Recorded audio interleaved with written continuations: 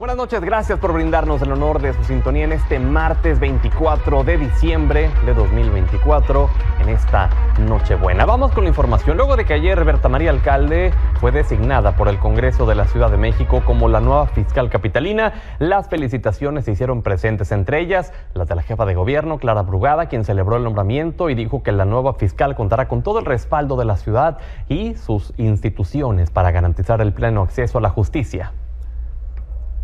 En entrevista para Milenio Televisión con mi compañero Carlos Zúñiga, Berta Alcalde aseguró que durante su gestión trabajará con autonomía e independencia sin presiones de ningún tipo. Reiteró que sus vínculos familiares no están relacionados con su designación. Yo creo que ha habido señalamientos injustos, ¿no?, durante este proceso, todavía no el día de hoy, y creo que parten del desconocimiento en buena parte, pues de lo que he hecho en los últimos años. Muchas de estas personas no son del sector. Yo tengo una amplia trayectoria en trabajando en temas de justicia, específicamente justicia penal. Pues ahí está mi trabajo. Sí. Yo lo que pediría es que se juzgue a partir de eso. Nada tiene que ver las relaciones familiares en esto, ¿no? Mi hermana nada tuvo que ver con esta designación, ni nadie de mi familia, y pues eso es lo que se pediría. El Pleno del Congreso capitalino aprobó la reforma al Poder Judicial de la Ciudad de México y las leyes secundarias en la materia. Durante la sesión avaló que al menos 25% de los juzgadores y 40% de magistrados serán sometidos a elección popular el próximo año. El Congreso local emitirá la convocatoria para la integración de las candidaturas, además de recibir las postulaciones de los otros poderes para posteriormente remitirlas al Instituto Electoral de la Ciudad de México. Esta mañana, Ukip Espadas, consejero del INE, en entrevista para Milenio Televisión, habló sobre el reto que representa el recorte presupuestal aprobado por el Congreso de la Unión para el INE de cara a la elección judicial de 2025. Sin embargo, aseguró que el 1 de junio el INE presentará un trabajo electoral confiable y cierto. Tendremos que ajustarnos a este presupuesto y ciertamente esto exigirá sacrificios severos para el INE. No estamos en veremos, estamos en viendo qué proyectos se pueden reducir, posponer o cancelar teniendo la menor afectación para el cumplimiento de las obligaciones y tareas del Instituto Nacional Electoral. En todo caso, pues ahora sí que donde recortamos se afectan tareas relevantes. El caso es que el 1 de junio entregaremos un proceso electoral confiable y cierto. En otro tema, para conmemorar el 6º aniversario luctuoso de los exgobernadores de Puebla, Marta Erika Alonso y Rafael Moreno Valle, familiares y amigos cercanos celebraron una misa en su honor en la Catedral de Puebla. En la ceremonia también se recordó a los pilotos y acompañantes que fallecieron en el helicóptero que se desplomó en la zona de Coronango el pasado 24 de diciembre de 2018. Este homenaje contó con la presencia de algunos militantes de Acción Nacional, entre ellos Mario Riestra y Genoveva Huerta. Vamos a temas más amables, porque hoy es Nochebuena. Y uno de los platillos que se servirán en la mesa son los tradicionales romeritos. Y esto implica las compras para los preparativos de este guiso, que todavía a esta hora, pasando las 8 de la noche, hay quienes apenas están comprando todo al respecto. César García nos cuenta. ¿Usted ya está listo para las compras de la cena navideña? Si uno de los platillos que va a poner en su mesa son los romeritos, aquí le compartimos cuánto podría gastar. Muy buenos precios. ¿Por qué? Porque es un poquito barato. Bueno, sale caro, sí sale caro hacer unos romeritos, el bacalao todo sale caro, pero pues yo creo que sí se amerita para las fiestas decembrinas. En esta cotización para una familia de 6 integrantes, usted estaría desembolsando alrededor de 580 pesos. El kilo de camarón seco cuesta 400 pesos. Sus papitas Cambrai, 20 pesos por medio kilo. Además de 80 pesos por el mole, 60 con 2 kilos de romero, y por un paquete de nopales pagaría 20 pesos. Los comerciantes esperan que se mantengan los precios para que los clientes sigan acudiendo a los mercados de la capital a comprar. Puede ser que cambian porque esto varía de un día para otro, puede ser un poquito más barato o un poquito más elevado. ¿Como por ejemplo? Pues por ejemplo las papitas pueden estar a 28 el kilo, el romerito 20 pesos, es variable. Mientras tanto, las familias ya tienen presupuestadas sus cenas. Bueno, aquí los precios de por sí en ese mercado, el señor siempre mantiene sus precios de todo el año, no son de las personas que aumentan los precios ya en la plena temporada. ¿Son accesibles? Son accesibles, sí, siento que sí. El pavo no lo dan en el trabajo, ¿no? Pero los romeritos y todo lo demás, yo le he calculado unos 1,500, 2,000 pesos, que la mesa esté bien servida, sea digna para todos, ¿no? Entonces yo creo que es una de las cosas más hermosas.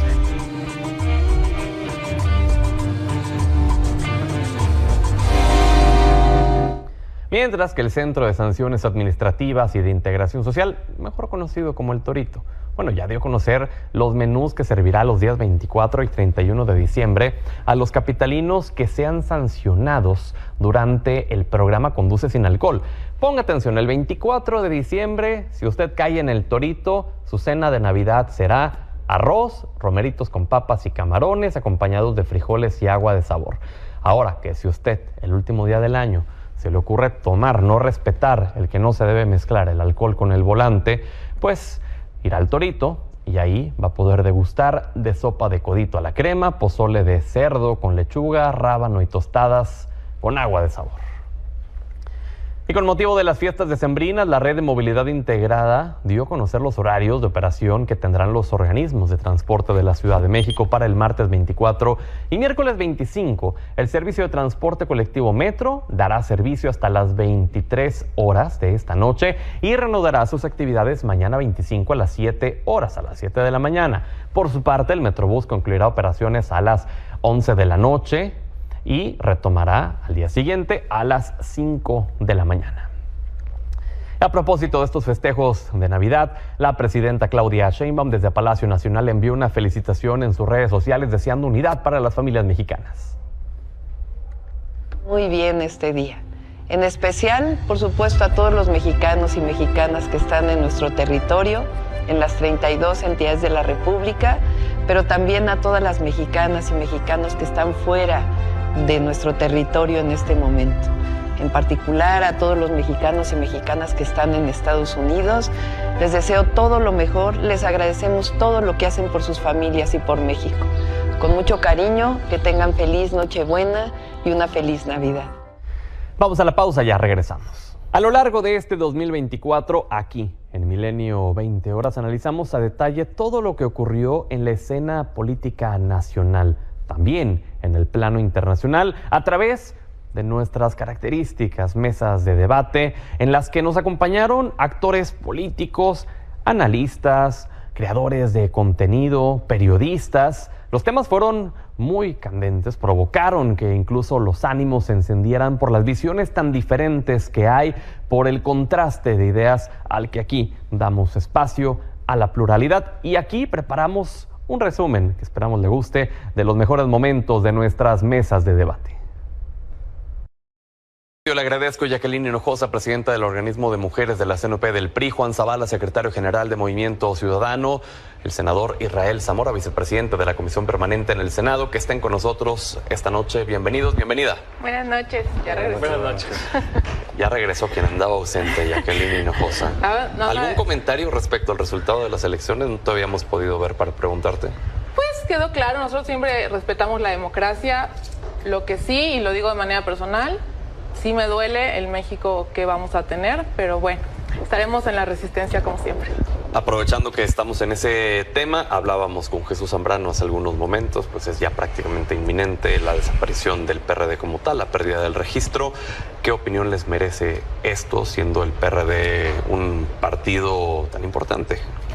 Pues sí, da tristeza que esté en esta crisis el PRD. Yo recuerdo ver de niña un PRD donde representaba la verdadera izquierda, porque ellos sí representan la verdadera izquierda, que daba la lucha, que estaba haciendo una oposición fuerte entre muchos gobiernos, tanto el PRI y del PAN. Entonces yo creo que México necesita esas voces de verdadera izquierda como lo es el PRD.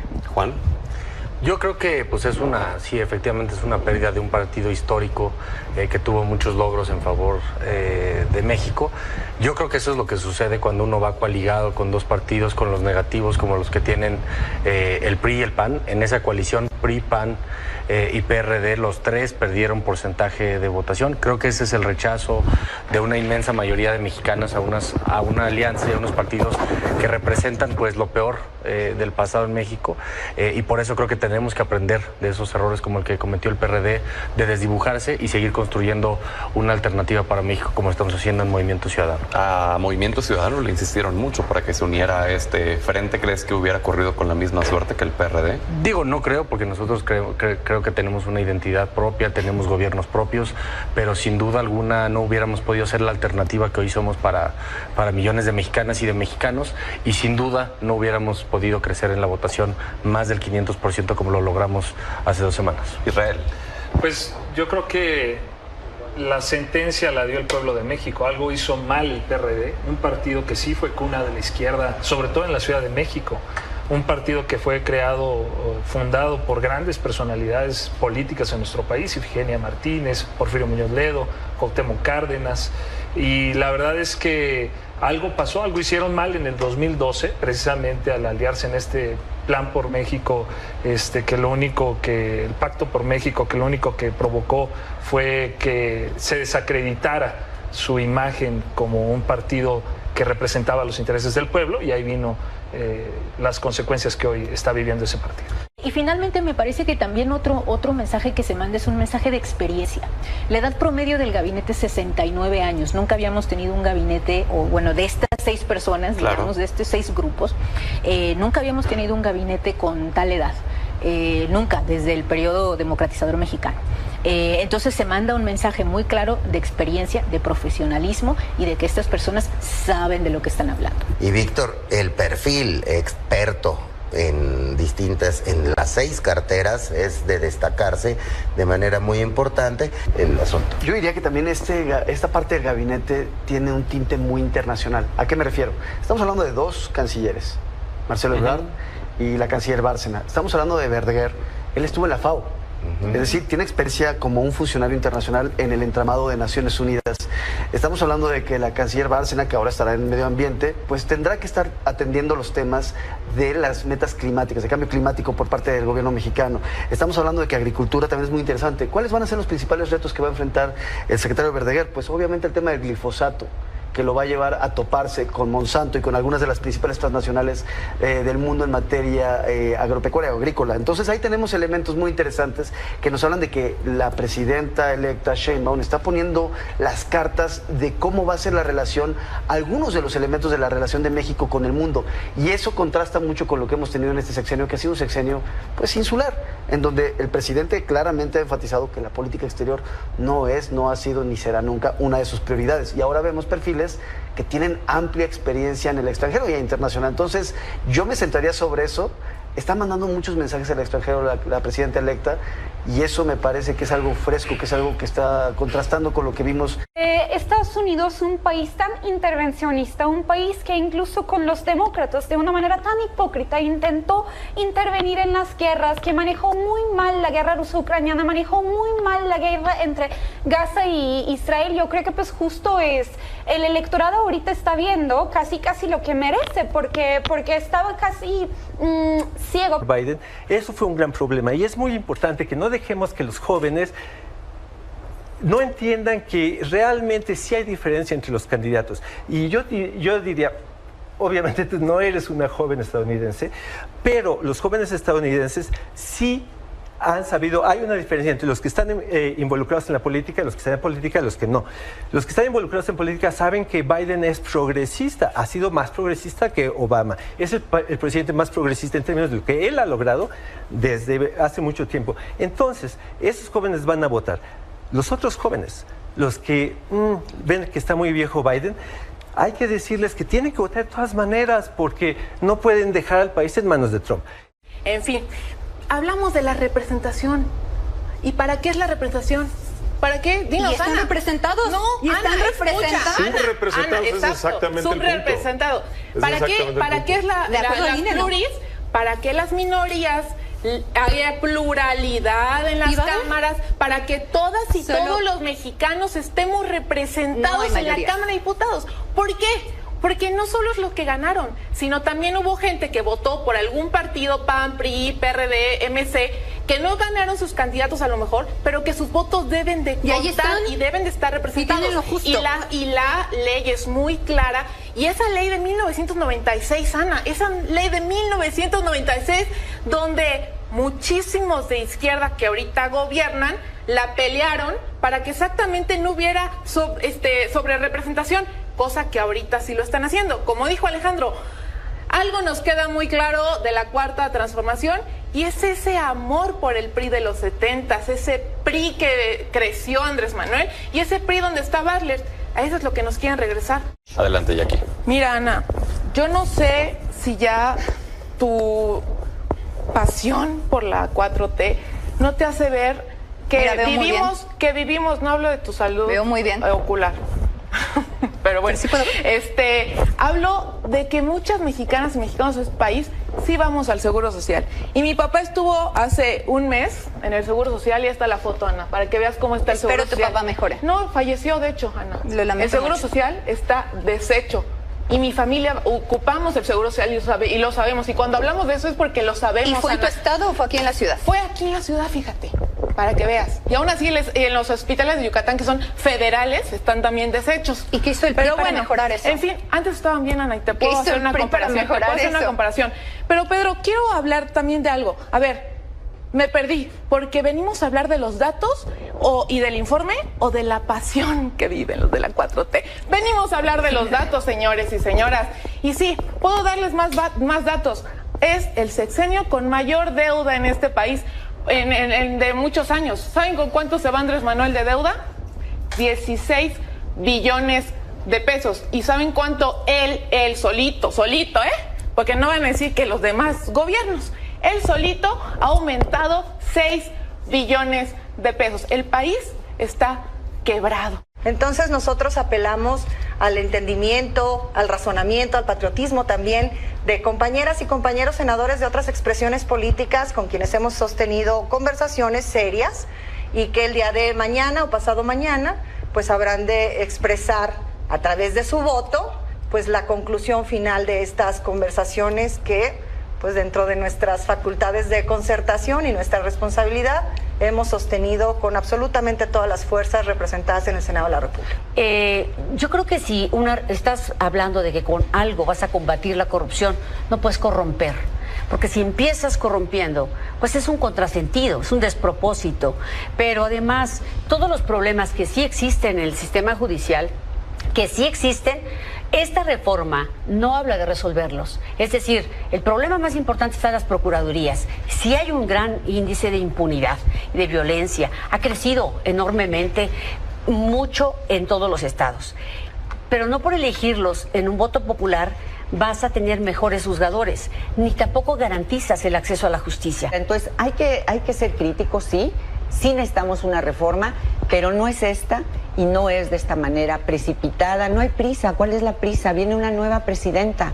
Démosle la oportunidad a la presidenta de que nos explique a todos con lujo de detalles qué quiere, para qué, cómo, cuál es la prisa. Va empezando su gobierno. Entonces, en cada plaza pública, la hoy presidenta electa dio a conocer esta reforma y le pidió a las mexicanas y a los mexicanos que decidieran a mano alzada si querían que siguiéramos decidiendo en el Senado por los ministros, por los magistrados, o que fuera el mismo pueblo de México. Y claro que la conocen, por eso nos otorgaron la mayoría calificada, porque quieren la reforma al Poder Judicial, y eso lo vamos a hacer. A ver, de entrada con eso, me parece que hacer competencias entre qué estado tiene más asesinatos no logra una estrategia de seguridad nacional que verdaderamente se merece este país, y que se merece este país en las condiciones en las que lo recibe la presidenta Claudia Sheinbaum. Sin embargo, en los datos que seguramente fueron sin querer, ¿no?, que de las estadísticas de García Harfuch en la mañanera, pues es bastante curioso, porque los primeros 5, el primer lugar de habitantes, de homicidios dolosos cometidos por cada 100,000 habitantes, el primer lugar es Colima, que tiene comandancia de morenistas de 3 años. Baja California, desde hace 5 años, morenista. Zacatecas, 3 años, morenista.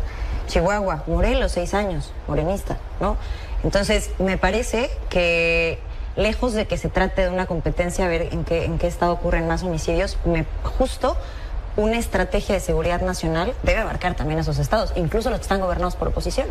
Pues tan está abarcada que lo primero que hizo Omar García Harfuch fue visitar un estado morenista. 21 días después de un culiacanazo, pero... Sinaloa. Sí. La primera aparición de Omar García Harfuch es, ojo, porque esto ya está tan dinámico el gobierno que a lo mejor muchos lo pueden olvidar, pero la primera aparición pública dentro del sexenio de Claudia Sheinbaum por parte de Omar García Harfuch es Sinaloa. Hoy estuve en Hermosillo, Sonora, también estuve en Baja California, es decir, ya la dinámica del secretario de Seguridad Pública es visitar estado por estado y dejar claro a los gobernadores quién tiene el mando y quién tiene el control de la seguridad pública. Los datos pueden presentarse de distintas maneras para darnos distintas conclusiones. Los datos que nos presenta Manuel, claro que son correctos, pero son homicidios totales, considerando la población por cada 100,000 habitantes son distintos. Entonces, se pueden... No estoy de enero a septiembre de 2024. No estoy diciendo que esos datos son falsos, son datos oficiales, como también son oficiales los que dijo Natalia, en los que Guanajuato no está en el top 5. Pasando a otro tema, en cuestión de la inteligencia, también creo que hay algunas debilidades. El planteamiento básicamente de monitoreo es algo que se implementó en la Ciudad de México de manera exitosa, que podemos ver en los datos oficiales, pero hay una diferencia en la infraestructura. Exactamente. Hay una diferencia abismal entre lo que se vive en la Ciudad de México y lo que se vive en muchas otras partes del país. En la Ciudad de México, exactamente, en la Ciudad de México de entrada tenemos muchísimas cámaras de seguridad que rodean toda la capital. Estamos hablando de que se tendría que implementar esta estrategia de monitoreo en zonas donde ni siquiera hay alumbrado público, por lo cual tendría que hacerse una inversión monumental. Si esa es la tirada, está perfecto, pero de nuevo no se va a solucionar el tema hasta que deje de haber gente coludida con el narcotráfico en el gobierno. La gráfica que presenta Manuel es una gráfica de enero a septiembre. La gráfica que presentó Omar García Harfuch, el secretario de Claudia, es de todo el sexenio anterior, con la herencia que está tomando Claudia y Omar. ¿Qué es lo que vemos? Es que ellos presumen y ellos son los que juegan con las vidas de las personas, diciendo que en Guanajuato son los que, pues, el estado más inseguro, cuando la gráfica dice que es Colima, la gráfica dice que es Baja California, la gráfica dice que es Chihuahua. Entonces, ¿a qué vamos con eso? Lo mismo, y lo vuelvo a decir, dice que la oposición se presume la cabeza del alcalde de Chilpancingo. Lo que debe de ser preocupante es ver a la presidenta decir, no pidió ayuda, o ver a Omar decir, no pidió ayuda, cuando en un medio nacional dijo que estaba hablándole a Evelyn Salgado, pidiéndole ayuda, pidiéndole apoyo. ¿Y qué pasó? Lo abandonaron, así como han abandonado a millones de mexicanas. Paulo. Bueno, este es uno de los casos más vergonzosos en la historia judicial de la ciudad. Es muy importante que la audiencia tenga presente que están en juego 4,800 metros cuadrados de bosque de Chapultepec. ¿Cuál es la última sentencia? Que es una serie larga de procesos judiciales. La última sentencia, no hay margen a duda, mandata al Congreso a que cambie el uso de suelo de área verde a habitacional con restricciones, que posibilitaría la edificación en esa zona del bosque de Chapultepec, y además nos pide que lo hagamos sin procedimiento de por medio, lo cual pues es, creo que, una absoluta invasión en las facultades del Congreso. Creo que se extralimita el Poder Judicial al decirnos a los legisladores cómo votar un uso de suelo. Adelante, Roy. Mira, es un tema que sí es muy preocupante y en el que está involucrado el Congreso. No está involucrado un partido, no es una parte del Congreso.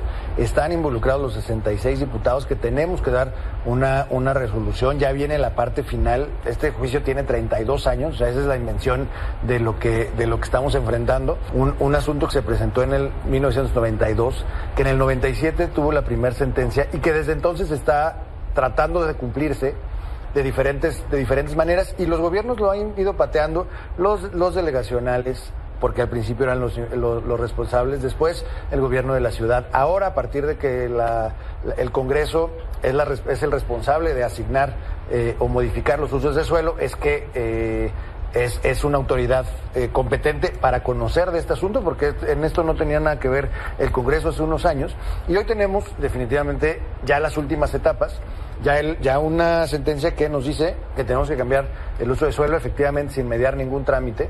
Me parece que si es un exceso el que se trate de obligar a un poder a violar sus propios procedimientos. Sí, por supuesto. Estamos ante un riesgo, ante un posible desacato, de tener una posible destitución del Congreso, de la titular que nos representa, que es la presidenta del Congreso, pero al final del día, si somos representantes populares, lo que tenemos que hacer es velar por proteger los derechos. Aquí está el derecho al medio ambiente sano, pero sobre todo el derecho al goce y disfrute de un patrimonio ambiental de la Ciudad de México, que en este caso es el bosque de Chapultepec. Como bien dicen, muchos durante décadas han pateado este asunto en responsabilidades. Nuevamente le toca al Congreso definirse. A mí me da orgullo que este Congreso vaya a luchar por el patrimonio ambiental de esta ciudad y que vayamos a proteger en conjunto, ojalá unánimemente todas y todos, estas casi 5,000 metros de este bosque que todos, creo que como capitalinos, como chilangos, hemos disfrutado y que queremos dejar a las siguientes generaciones, y por supuesto no perder ni un centímetro de área verde. No, por supuesto.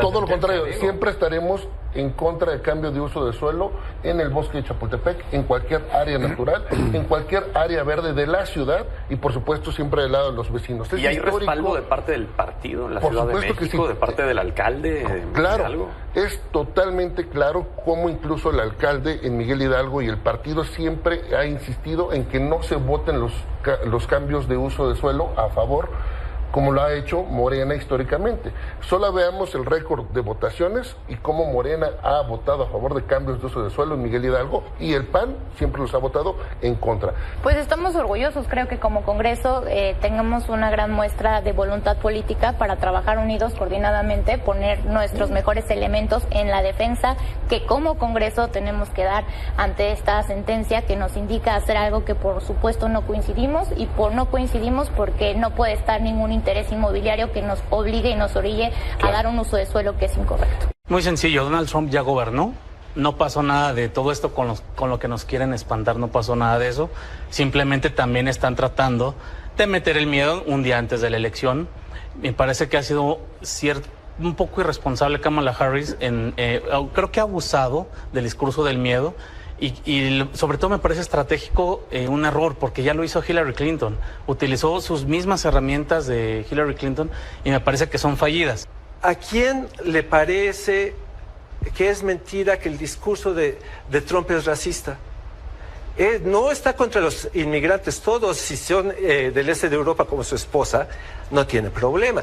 Tiene problema con los inmigrantes que son morenos. Bueno, a Black Lives Matter no le pareció racista. Pero el Partido Republicano ya no es lo de antes. Y desde la llegada de Trump, yo no sé por qué no cambian el nombre. Y en lugar de llamarse Partido Republicano, se podría llamar Partido Trumpista o Partido MAGA, ¿no? Debido a que en realidad lo que dice Edgar es correcto. Ya no es el conservadurismo. A Trump no le interesa si hay aborto o no hay aborto. Le interesa coincidir con lo que dice la gente que lo va a seguir.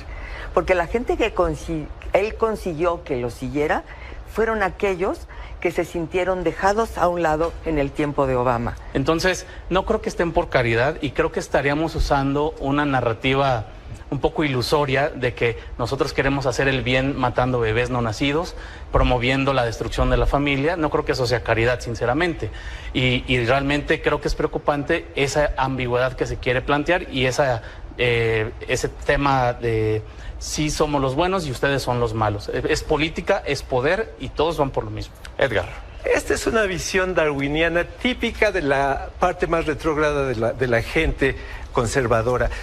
No solamente no les interesa qué es la verdad, sino todas estas teorías de la conspiración de Hunter Biden y todo eso son mentiras y teorías de la conspiración. Entonces, ¿qué es lo que es verdad? Ellos no tienen la concepción de que haya gente que realmente, honestamente, quiera trabajar para que su nación sea mejor, para que su gente le vaya mejor, para que toda esa gente maga que está sin trabajo y está desafectada pueda un día tener trabajo con Cámara y con los demócratas, con un programa de desarrollo industrial. Entonces, pero estos MAGA, ¿quiénes son entonces estos MAGA si no son los conservadores que están votando por Trump? Bueno, son gentes que están movidas por los dos principales mensajes de Trump. Uno es el racismo contra los migrantes y otro es la opresión de todos los que les caen gordos a los más retrógrados, los gays, las mujeres que hablan demasiado y que tienen opiniones, que trabajan, los demócratas, los periodistas que son honestos. Entonces, ¿Cuál es la diferencia? Los políticos.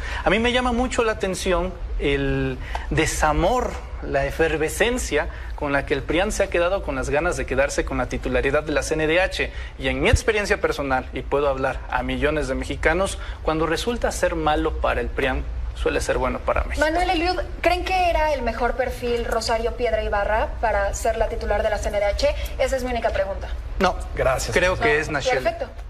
Pero pero no nada más eso. Espera, ¿y por qué hubo todo este operativo de la bancada morenista? Es algo muy turbio. Bueno, eso se lo tendrá que Nacheli preguntar a era Dan la Augusto candidata que López estaba Hernández. respaldando la presidenta. Miguel. Lo cual te habla, fíjate. Es interesante que estén hablando de esto, porque creo que sí es importante hablar de la capacidad que tengan las personas para tomar este tipo de responsabilidades o este tipo de cargos. Hemos escuchado a la 4T pregonar por todos lados que ellos buscan en su totalidad, o que la gran mayoría de lo que tengan sea gente que les sean leales y que no tengan o no se fijan al 100% en las capacidades. Esto nos hace notar precisamente la selección de Rosario Piedra al frente de la Comisión Nacional de los Derechos Humanos. Pues, ¿por qué seleccionaron a la peor evaluada de los 12 candidatos que había, que estaban mejores evaluados en conocimiento y en otros temas relacionados al propio ejercicio de ese encargo? Y además, otra cosa que a mí me encantaría que nos explicara aquí la gente que defiende a la 4T es por qué Rosario Piedra presentó también una carta de recomendación falsa. Esa es una pregunta que yo les... ¿Quieres responder, Manuel? A mí me parece excelente que se diga que la presidenta tenía una candidata y que al final haya resultado otra persona que no era la candidata de la presidenta, según la visión de la oposición, porque eso quiere decir que en México vivimos en una división de poderes y no en el presidencialismo absoluto que tanto se pregona desde los medios de comunicación. Bueno, y la narrativa que se menciona entre la gente machista, misógina, que es la candidata de López Obrador. Exactamente. Pero ¿por qué no lo dicen abiertamente? Porque tiene, que no se vea tan claro. Yo creo que el tema de la división de poderes no va por ahí. Es muy evidente que quieren me alegra acumular muchísimo poder, y es lo que están haciendo. Continuemos para luego pasar con Eliud y cambiar el tema. Yo tengo una pregunta. ¿Usted considera que existe un cártel inmobiliario liderado por Jorge Romero? Yo considero, por supuesto que no. A ver, si Jorge Romero... Muy bien, atención, ya me dio la respuesta. Si Jorge Romero fuera adelante, por favor, culpable de alguno de estos temas, ya estaría imputado. Porque... A ver, licenciado, ¿me deja hablar? A ver, vamos, Manuel, continuemos, por favor. Ya dijo el compañero que el cártel inmobiliario no existe. Víctor Mendoza, hermano de Luis Mendoza, a ver, uno la vez, por favor, luego no se hermano entiende. de Luis Mendoza, alcalde de Benito Juárez, está prófugo. Adelaida García, exdirectora general de Obras, está arrestada. Luis Vizcaíno, Miguel, director general de Gobierno, sentenciado. José Ramón Mayaudón, subdirector de Servicios Generales, sentenciado. Ismael Isauro Chalico, exdirector de Administración, sentenciado. Emilio Sordo Savoy, exdirector de Desarrollo Urbano, prófugo. Nico René Arijaz, director general de Obras y Servicios, sentenciados. Cristian Buenruerich, alcalde de Benito Juárez, arrestados. Sofía Buenruerich, la hermana del exalcalde, arrestada. Y el que nos hace falta por arrestar y que ha sido el nuevo dirigente del PAN, Jorge Romero Herrera. Si Al Capone viviera, Acción Nacional lo hubiera puesto de presidente nacional de básicamente. Creo que no fue muy ecológico.